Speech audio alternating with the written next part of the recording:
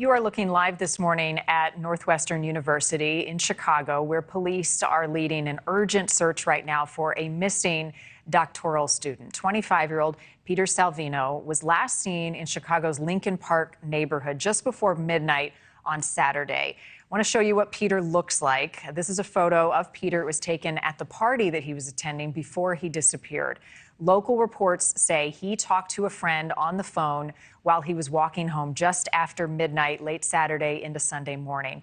When his friend called back to check on Peter, he did not answer. Texts and calls Sunday morning went unanswered until they started going to voicemail. His voicemail box was full. His family and friends knew that something was really wrong, though, when Peter did not show up on Sunday. He was supposed to meet his dad for the Bears game, and he never showed up. Joining me now is Scotty Gruska, Peter's brother-in-law and also a spokesperson for the family. Scotty, thank you so much. We cover missing cases every single week from across the country. This one came across for us this week as an urgent. We're here in Chicago, heard about Peter and that he was missing. So first of all, thank you. I'm sorry for what you and your family are going through. I know it's traumatizing. What more can you tell us about the search right now and where things stand? Yes, thank you for having us. Even within the past hour, we've realized that he was last seen at Clark and Fullerton in the Lincoln Park, Lakeview area of Chicago. And we just recently, within the past hour, got footage from Big Apple Finer Foods, which is about halfway south down Clark, that shows him walking after that corner. We didn't know which way he turned, but we now know that he walked south down Clark. So right now, that's where we're at. We're still working with businesses and residences in the area to try and get footage, and anybody who has any sort of camera in that area, any help would be appreciated. So I want to point out that Peter has a mustache right now, correct? So we're showing a few images of him. Okay, and we saw what he was wearing when he went into the Wiener Circle, which is right there, maroon pants and a sweatshirt kind of vest with a maroon hat. Talk about the timeline, Saturday night into Sunday morning, where he was and where he was going when he was in communication with a friend. Sure. So he was at the Wiener Circle. That footage was just before he went to the party. So we knew he was there. We got the footage and we confirmed what he was wearing. He left the party at about 11:30, 11:40. We were able to get some footage from an alleyway of him walking east towards the lake, down through an alley. And we then got footage from a restaurant of him crossing over to the corner of Clark and Fullerton, and then the angle cut off. And then again, within the past hour, we've realized that he turned south. So that's about 11:45 that we have timestamped on the camera.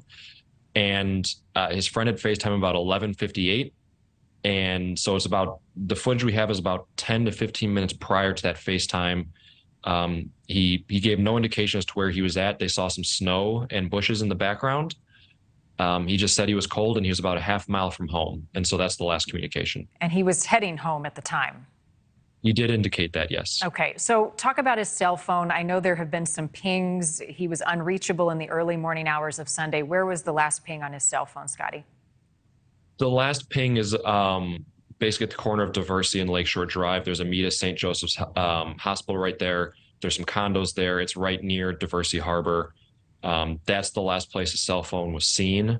It's probably about 1.5 miles to 2 miles east of his apartment. And again, he headed east from the party, which is away from his apartment. He did say he was heading home on the FaceTime, but he did head east, and then he headed south down Clark. So we've kind of pinpointed that area around the Lincoln Park Zoo. There's a big park there, and then Diversey Harbor. We're trying to get footage in that area for him. Okay, it's really scary. I know friends had mentioned that he had been drinking that night, but wasn't too drunk as he walked home. What more can you say about that? No, people that were with him said that he was drunk, but I mean, it was no different than any other 25-year-old in that area would be on a Saturday night. We have no indication that there was anything else that was involved. He was drinking and he was out with friends. Mm-hmm. How about his digital record? Anything on social media, his wallet, transactions financially, anything stand out? We've not been able to find anything transactionally. Peter's father has power of attorney, so we are working to get information from Apple, Google, T-Mobile, anything we can to try and get some records. Yeah, well, it was pretty impressive. I put Peter's photo on Twitter last night, and the response from people in the Chicago community around Lincoln Park, I mean, immediately people started to respond. So there's a lot of people out there looking. How does Chicago police play into this? What are they doing to help in the search, and how are they communicating with you and the family?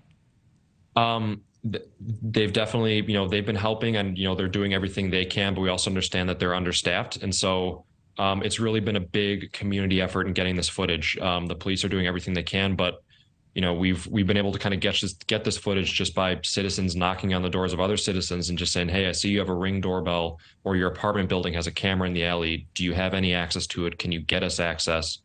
And so we're all just trying to work together. I mean, we've reached out. We all have family and friends who are in the CPD. We're asking for people who are off the clock to come help us, any advice they have. So the police are working with us, but it's really been a big community effort. Yeah, and in all of these cases, when you have somebody who is of age, as Peter is, he's 25 years old, police often ask, what was their state of mind? Had they said anything? Could they have gone off on their own? What would you say to that?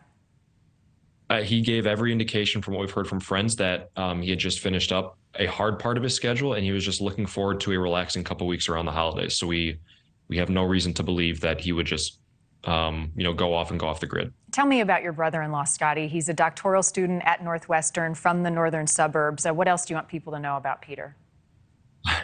He's an incredible guy. He's like a lot of us. He's an unfortunate Bears and White Sox fan. We love going to games together. We suffer through all of that together. So he's just a great guy, and we miss him. And, we're praying for a Christmas miracle, and we're going to bring him home.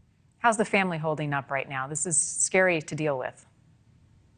They are holding up as well as people can in this situation. We've had an incredible, overwhelming amount of support from friends and family in the community. We've acted as quick as we can on everything. And we're covering our bases to the extent that we can. So the family is holding up for the moment. Yeah, I can imagine how difficult this is. You guys are putting up flyers, you're checking alleys, the horrible task of looking in dumpsters. What else are you doing to assist in the search? The big thing right now is just footage. We were able, again, we had started looking where the phone last pinged, but then yesterday we decided to start looking where the party was at, and then just start to piece together where he walked. And then that's where we're able to start piecing together footage, and we are starting to timestamp and see him walking around the neighborhood. So the biggest thing we're doing right now is just knocking on doors and trying to get camera footage. So again, if anybody is in the Clark and Fullerton intersection area, they know businesses there, they have connections, any of the apartment buildings that are along Lakeview between Fullerton and Diversey, anybody who lives in that area who has access to cameras, that's just where we're at right now. We just really need the community's help in getting that footage. Every piece is important. Finally, you mentioned he was near the marina. The phone pinged near the marina. Is the water being searched?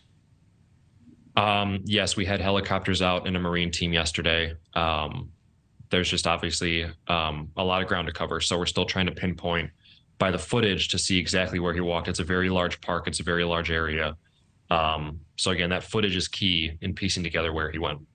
Scotty Gruska, thank you for giving us some time this morning. We're thinking about you and your family. We're going to make sure we continue to put Peter's face out there and get all of those in Chicago who were nearby, who might have some footage that can share to take part in this search. To the rest of the family, please give our best. Thank you very much. Thank you. Thank you for watching. Go to newsnationnow.com to find NewsNation on your television provider. And don't forget to click the red subscribe button below to get more of NewsNation's fact-driven, unbiased coverage.